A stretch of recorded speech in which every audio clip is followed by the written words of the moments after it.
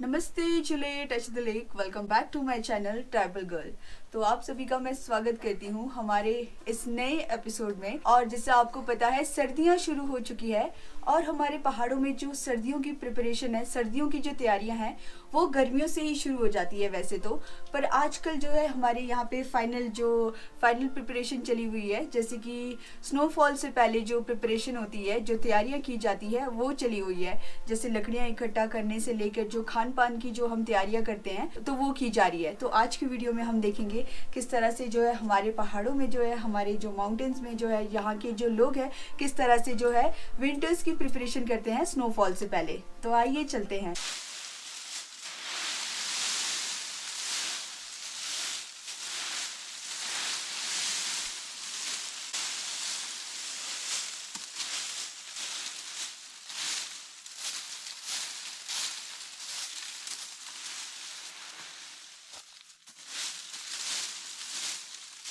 आजकल जो है हमारे किन्नौर में बोल सकते हैं कि सर्दियों की तैयारी हो रही है। जैसे कि बर्फ़ पड़ने से पहले हम जो भी काम होते हैं वो निपटा देते हैं। जैसे आप देख सकते हैं यहाँ पे जो ये अखरोट का पेड़ है, इसकी जो पत्तियाँ गिरी हुई है तो इसको हमने सारा झाड़ू मार के सारा अच्छे से एक जगह कर दिया है। तो इसको हम बोरी में पैक करेंगे और फिर हम अपने शनंग, जिसको हम डोगरी बोलते हैं, जहाँ पे हम अपने पशुओं को रखते हैं। तो सर्दियों में फिर ये जो पत्ते होते हैं इन्हें हम अपने पशुओं को देते हैं। ये तो है हमारे अखरोट के पत्ते, और साथ में हम जो सेब के पत्ते होते हैं वो भी हम इकट्ठा करते हैं और फिर हम अपने शनंग में ले जाते हैं और फिर उसके बाद दोनों मिक्स करके जो है हम अपने पशुओं को देते हैं। तो इस तरह से चला हुआ है हमारे यहाँ सर्दियों का काम। तो अभी मैं आपको खेत दिखाऊं तो ये देख सकते हैं आप, तो पूरा खेत है एकदम से ड्राई, एकदम सूखा, कुछ भी नहीं है यहाँ पे। तो जो पत्तियाँ थी वो भी हमने पूरी साफ़ कर दी हैं अच्छे से झाड़ू मार के। हर साल जो है अब हमारा जो सीज़न ख़त्म हो गया है तो अब जो ये हमारा एंडिंग सीज़न बोल सकते हैं, एंडिंग जो काम करने का, अब जो हमारा काम जो है वो ख़त्म होने वाला है।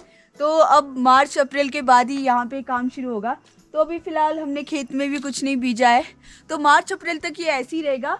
और उसके बाद जैसे बर्फ़ पड़ेगी, थोड़ी नमी हो जाएगी, और तो उसके बाद मार्च अप्रैल में हम मटर बीजेंगे यहाँ खेत में।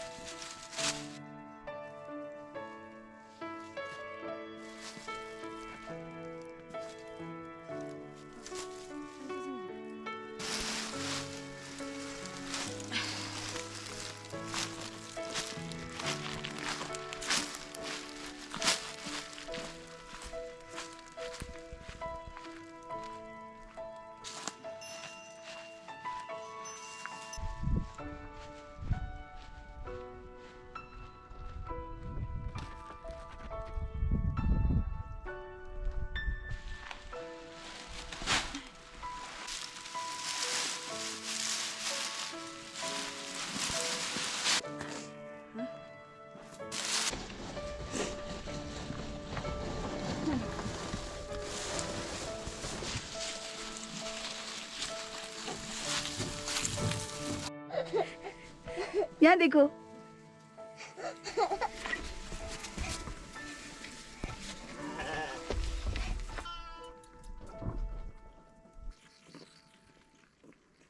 तो हम पहुंच चुके हैं हमारे शनंग में, यानी कि डोगरी में। तो जो हम पत्ते इकट्ठे कर रहे थे, सेब के पत्ते यहाँ पे हमने स्टोर करके रखा है, बाकी घास वगैरह भी हमने यहाँ स्टोर करके रखी है। तो सर्दियों का पूरा इंतज़ाम इस तरह से करते हैं हम। सर्दियों में ये हम अपने पशुओं को देते हैं।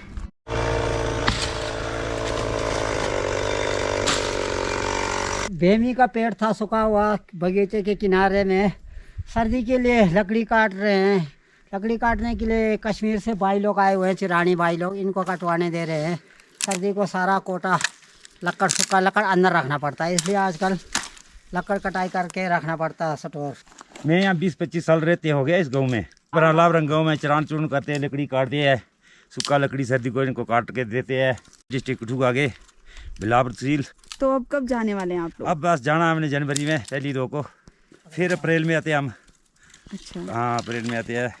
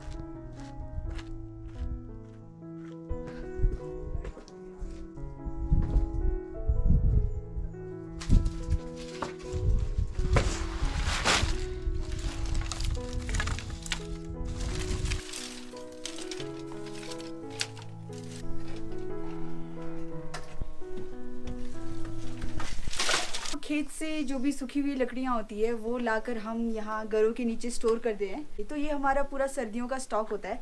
तो बाद में फिर जैसे ला के यहाँ रखते हैं, तो उसके बाद हम इन लकड़ियों को उठाकर ऊपर घर में ले जाते हैं।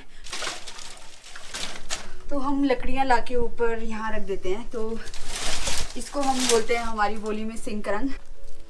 तो सर्दियों में हम लकड़ी के साथ ये जो पाइन कोन होता है, इसमें से हम जो न्योज़ा होता है वो निकाल के जो ये कोन बच जाता है, तो इसको भी हम स्टोर करके रखते हैं और ये भी सर्दियों में जलाने के काम आता है।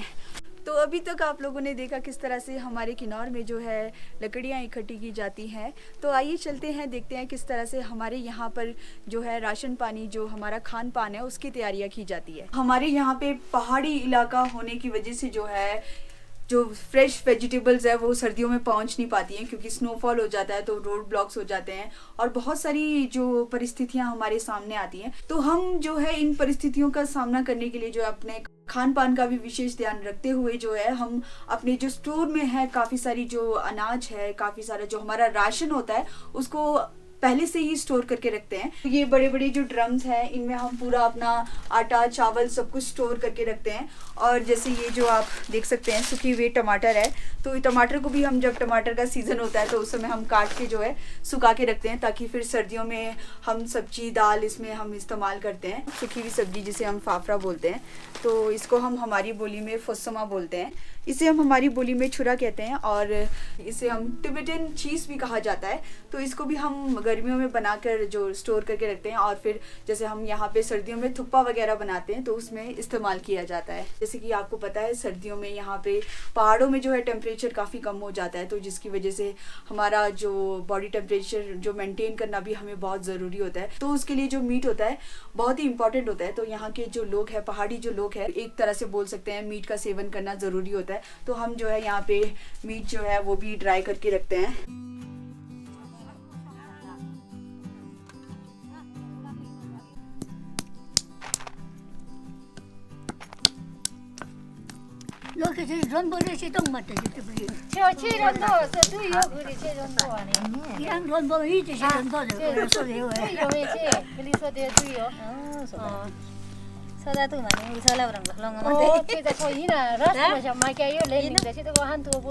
हमारे विंटर्स की प्रिपरेशन में जो हमारा खान पान है उसका मेजर रोल होता है। तो हम जो विंटर्स के लिए खान पान है वो हम लोग मतलब पहले से ही रेडी कर लेते हैं। जैसे कि ये अखरोट है तो इसको हम तोड़ के रख देते हैं, और इसे हम मूढ़ी कहते हैं और हमारी बोली में पुक कहते हैं। तो इसको हम अखरोट और पुक को मिक्स करके हम खाते हैं। टेस्टी है कि नहीं है बोलो तो, यहाँ देख के बोलो। बहुत टेस्टी है।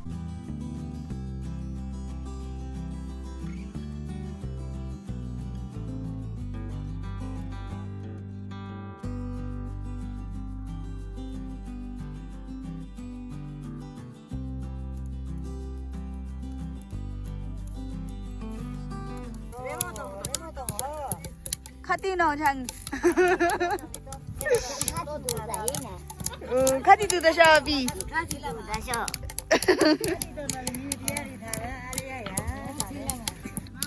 तो ये रेमो होता है, इससे हम तेल निकालते हैं, इसका कुट्टी का तेल जो एप्रिकॉट ऑयल जैसा आपको बताया। तो अब हम आ चुके हैं हमारे कठार के पास, यानी कि जिसे हम हमारी बोली में पिंचुंग बोलते हैं और उर्स भी कहा जाता है इसे। तो इसमें हम अपनी अनाज है उसको स्टोर करते हैं। तो पुराने ज़माने में तो सिर्फ कठार का ही इस्तेमाल किया जाता था अनाज स्टोर करने के लिए। तो आइए इसको खोलते हैं और अंदर देखते हैं। सबसे पहले हम ये कठार में जो टोकट लगा होता है इसे हम टोकट बोलते हैं। तो इसको मैं निकालूंगी। अब ये देख सकते हैं कितने पुराना ताला और चाबी है।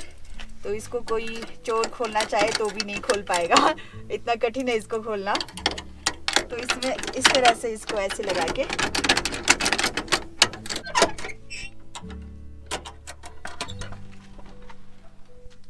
ये आप अंदर देख सकते हैं कठार के ये जो लकड़ी के कंपार्टमेंट बनाए होते हैं, इसे हमारी बोली में बंगत कहा जाता है। तो इसमें हम अपना अनाज जो है वो स्टोर करते हैं। नंगा जाओ जिसे हम हमारी बोली में कहते हैं टिंगजत, और ये है जौ से हम हमारी बोली में कहते हैं टा, और ये है गेहूँ जिसे हम हमारी बोली में कहा जाता है रोज़त। इस वाले यहाँ बंगत में इसमें भी गेहूँ है, और इसमें है हमारा ओगला जिसे हम कहते हैं हमारी बोली में गमरस।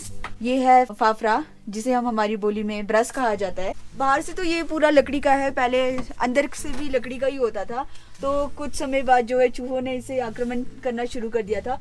तो हमने ये शीट लगाई है जिसकी वजह से ये एकदम से पैक हो चुका है। तो अब यहाँ पे कोई खतरा नहीं है। तो हम इसमें पूरा अपना जो अनाज है वो स्टोर करके रख सकते हैं। तो अब हम आ चुके हैं हमारे दूसरे कठार में, यानी कि दूसरे पिंचुंग में।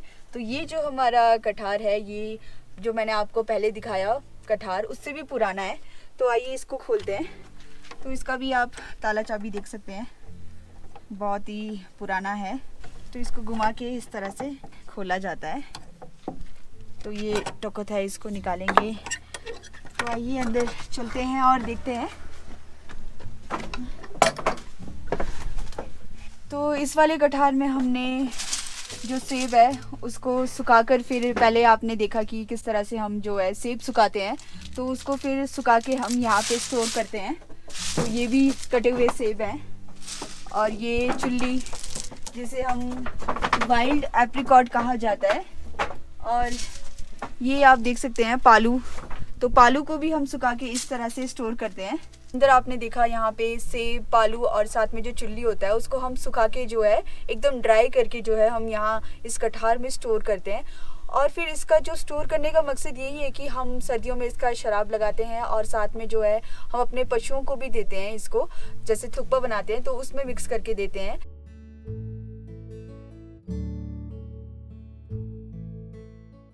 तो इस वीडियो में आपने देखा किस तरह से हमारे किन्नौर में, हमारे पहाड़ी इलाकों में जो है तैयारियां की जाती है।